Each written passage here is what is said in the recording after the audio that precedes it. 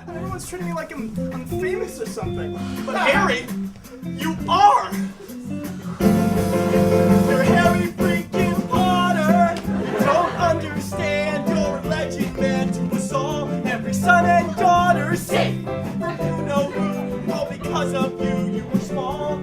But I wonder if you can recall. StarKid fans are the greatest fans in the world. You guys have been incredible. It's not just 98 million views. You guys have launched a fandom of your own, a following, and a pretty intense one at that. Yeah. What's yeah? I would never say that we launched it. They launched it all their own. Yeah. But yeah, we do. We've got a lot of great fans out there who are avid fans. Mm-hmm. It's been so long, but we're back. Don't go for work, don't go to class. As long as we're together, gonna kick some ass, and it's gonna be totally awesome. This year we'll take everybody by storm. Stay up all night, sneak out of our dorm. Screaming Girls, a group of singing college students, and a musical about an exceedingly famous boy wizard.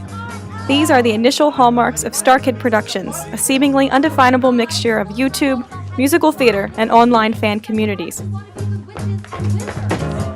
These days of summer do remind us of each other. And the time we spend apart will keep us in each other's heart.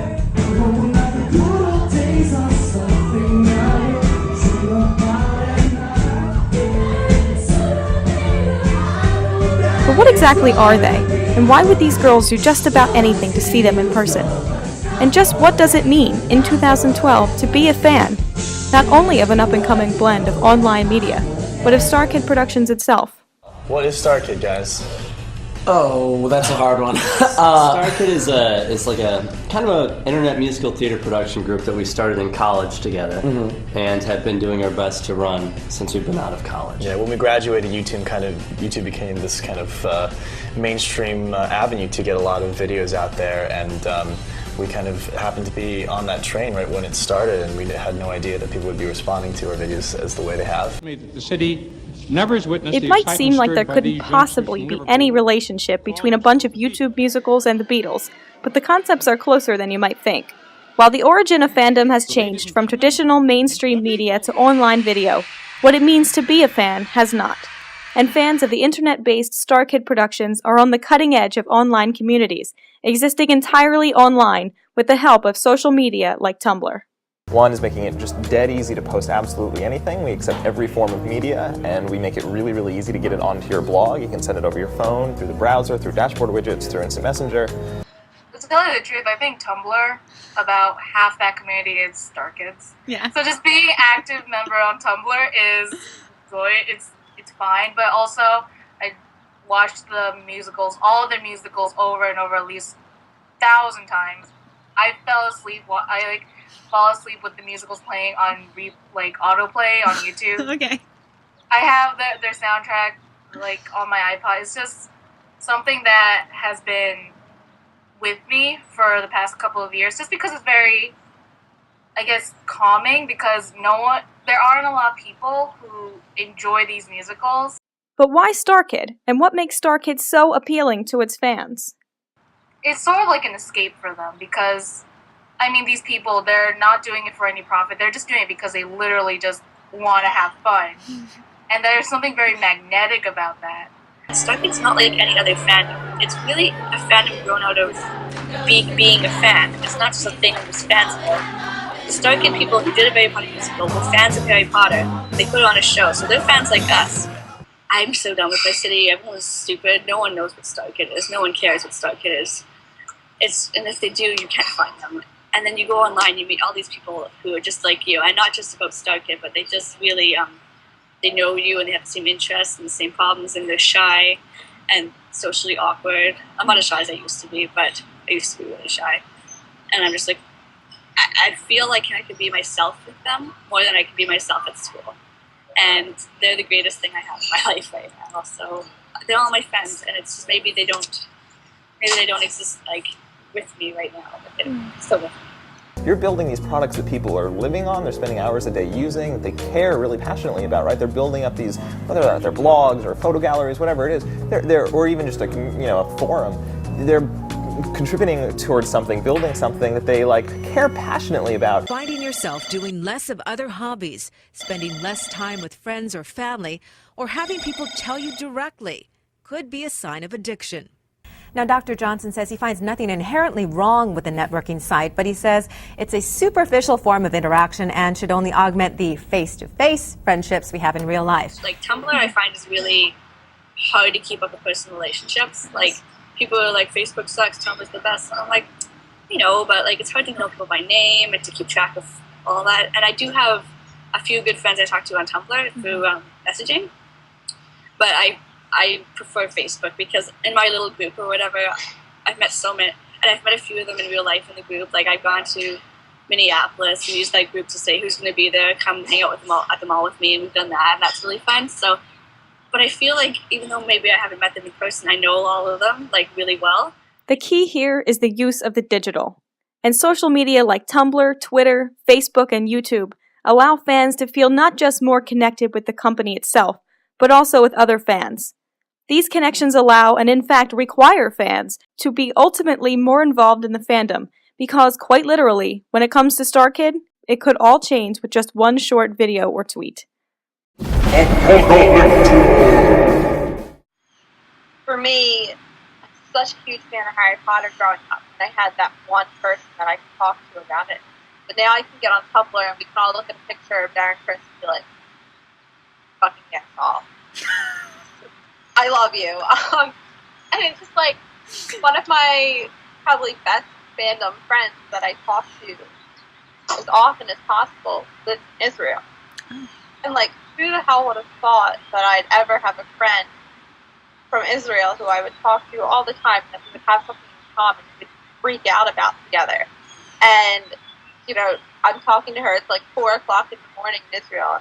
You need to go to sleep. If anything happens, I'll message you and you'll find out. So what is the appeal? As Christopher Borelli writes in his profile of Team StarKid in the Chicago Tribune, because what they offer is compelling, a vision of friends marching arm in arm into a digital future. I mean, they are marching into a digital world, literally, with just the videos they always post on YouTube. Despite the real-life situations of the fans themselves, each and every fan comes seeking the same desire, the desire to have a community. It is no different than the reasons a person has for joining a neighborhood sports team or a college fraternity or sorority. Each and every StarKid, regardless of the point of entry into the community, has the same ultimate desire, to have a home.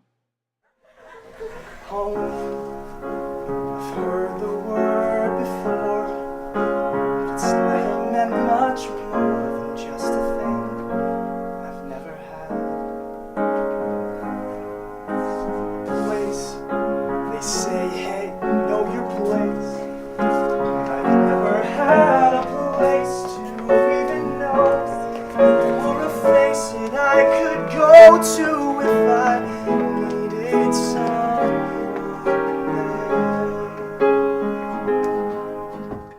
You're laughing, it's hard to hide a smile. My God, it's been a while since I have had a reason to.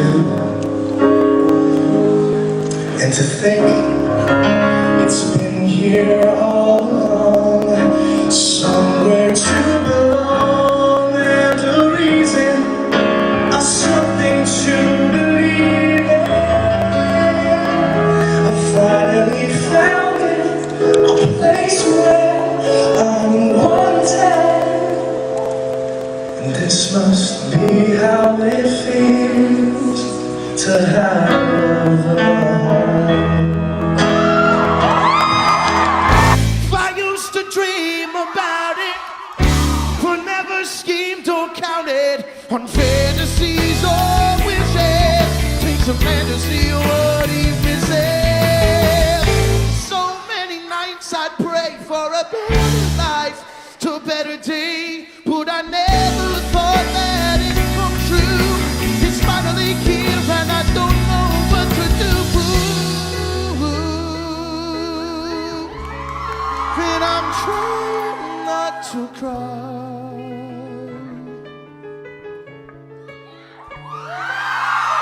This must be how it feels to have a home. We totally got it's like a family. Like we're actually like so supportive of each other and we help each other out. The great thing about fandoms is that people are from all over. So you do have Twitter, you do have Facebook, you do have And Tumblr, Skype, of course. Yeah, so you do have that connection, even though some people it might seem a little impersonal just because, oh, you're talking on the phone. But for some people who feel a little alone in where they live because no one else enjoys what they enjoy, through Tumblr, Facebook, Twitter, it's a great way to make more friends. I finally made it. I've hoped and I've waited. And for the first time in my life, I don't feel so alone. My heart starts to heal, to know this is real. This is how it must feel.